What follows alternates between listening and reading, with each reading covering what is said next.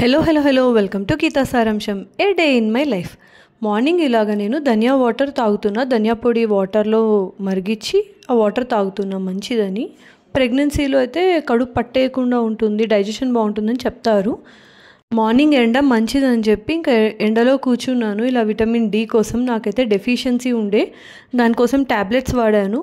Especially ప్రెగ్నెన్సీలో ఇలా vitamin deficiencies అవి ఉండకూడదు, బట్ నాకైతే తక్కువ ఉందని చెప్పి నేను వాడాను. తర్వాత ఇంకా ఎండలో కూర్చుంటే సరిపోతుంది, ట్యాబ్లెట్స్ మానేయచ్చు అని చెప్పారు. ఇదైతే ఎవ్రీవన్ కంటిన్యూ చేయాలి. ఈ మధ్యలో అందరికీ డి విటమిన్ అయితే తక్కువ ఉంది. మార్నింగ్ బ్రేక్ఫాస్ట్ చేస్తూ టీవీ చూసా. ఆ రోజు April 8th. So Allu Arjun నా ఫేవరెట్ హీరో అనమాట.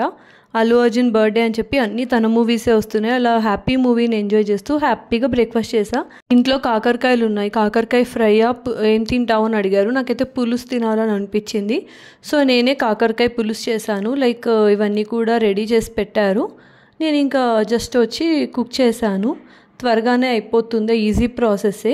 ఆల్రెడీ నేను ఇంతకు ముందర చేసిన షార్ట్ వీడియో ఒకటి పెట్టాను, చూడండి. అయినా మళ్ళీ ఇక్కడ చెప్తున్నాను. ఫస్ట్ కాకరకాయ ఫ్రై చేసి పక్కకు తీసేసుకోవాలి. మళ్ళీ అందులోనే ఆయిల్లో ఆనియన్స్, కరివేపాకు, పచ్చిమిరపకాయ నేను ఫ్రై చేస్తున్నాను. ఇవి కూడా వేగాక పక్కన పెట్టేసుకోవాలి. ఈ టైం గ్యాప్లో ఇంకో పని చేయొచ్చు. ఏంటంటే మెంతుల్ని డ్రై రోస్ట్ చేసి వాటిని బాగా స్మూత్గా క్రష్ చేసుకోవాలి. మెంతిపొడి ఎక్కువ వాడేటట్టయితే ఇవి ఇలాగే డ్రై రోస్ట్ చేసి ఎక్కువగా పౌడర్ చేసి పెట్టుకోవచ్చు. ఫ్రై చేసిన ఆనియన్స్, కాకరకాయ వేసి కొంచెం వాటర్ చేసి బాయిల్ చేసుకుని అందులోకి చింతపండు రసము, ఉప్పు, పసుపు, బెల్లం, మిరప్పొడి వేసుకుని తర్వాత ఆవాలు, ఎండుమిరపకాయలు, ఇంగువ పోపేసి బాగా ఉడకనిచ్చి కొంచెం నీళ్ళలో బియ్యపిండి కలిపి చిక్కగా వచ్చేలాగా చేసుకోవాలి. అంతే. అది హ్యాపీగా ఎంజాయ్ చేసేసి తర్వాత నేను ఒక వర్క్ పెట్టుకున్నాను డెకార్ కోసం అని చెప్పి, బేబీ షవర్ ఫంక్షన్కి. ఈ రోజుల ముందు నుండి కొంచెం కొంచెం చేస్తూ వస్తున్నా. తిన్న వెంటనే పడుకోకుండా కూర్చుంటాం కదా, ఆ టైంలో నేను ఈ పని పెట్టుకుంటున్నాను అనమాట. డెకార్కి సంబంధించి ఆల్రెడీ చాలా ఐటమ్స్ ఉన్నాయి. నేను జస్ట్ 220 రూపీస్ మాత్రమే స్పెండ్ చేసా. టోటల్ డెకరేషన్ వీడియో నేను సపరేట్గా పోస్ట్ చేస్తా, చూడండి. బేసిక్గా నేను నైటీ యూజ్ చేయను. చాలా వరకు నేను హాస్టల్లోనే ఉండడం వల్ల అక్కడ నైటీస్ ఇష్టపడేదాన్ని కాదు. సో నైట్ డ్రెస్సే. పెళ్ళి కోసం అని చెప్పి అవసరం ఉంటుంది అని 2 తీసుకున్నా. ఎందుకంటే మాటికి స్నానం చేయడం, డ్రెస్ చేంజ్ చేసుకోవడం ఇవన్నీ ఉంటాయి కదా పెళ్ళిలో ఈవెంట్స్ ప్రకారం.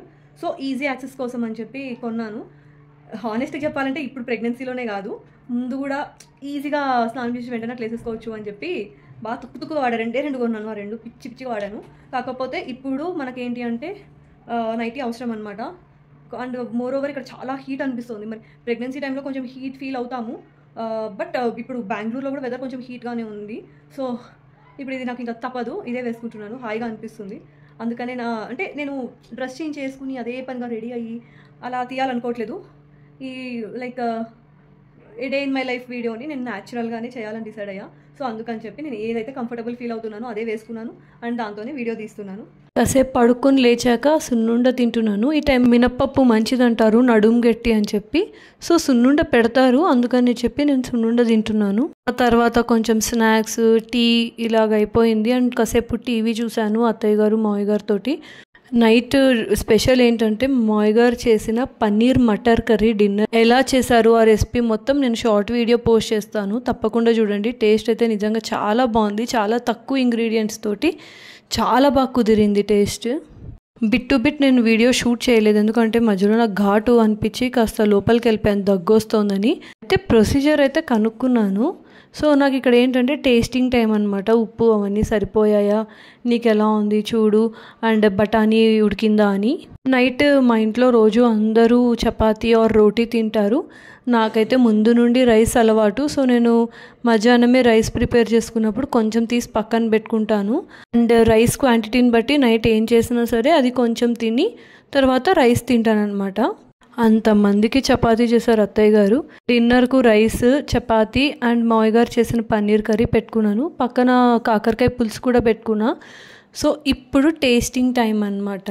అంటే ఆల్రెడీ టేస్ట్ చూసాను అనుకోండి, బట్ చపాతీతో తినడం ఇట్స్ డిఫరెంట్. పన్నీర్ బేసిక్గా అంత ఇష్టపడను, బట్ ఇక్కడ మాత్రం చాలా బాగుంది. అండ్ ఎంత బాగుందంటే రైస్తో కూడా తిన్నాను అనమాట, అంత బాగుంది.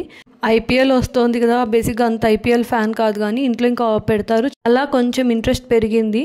సో చూస్తూ డిన్నర్ ఎంజాయ్ చేశాను. ఇంకా నైట్ అయిపోయింది. మా హస్బెండ్ వచ్చేసరికి 10 దాటిపోతుంది ఆఫీస్ నుండి వచ్చేసరికి. అప్పుడు వచ్చారు. సో తను తిన్నాక మా డైలీ టాస్క్ ఏంటంటే పడుకునే ముందు రూమ్లో ఉన్న దోమలన్నిటిని కూడా వేటాడడం. అలా డేని ఎండ్ చేసేసాను.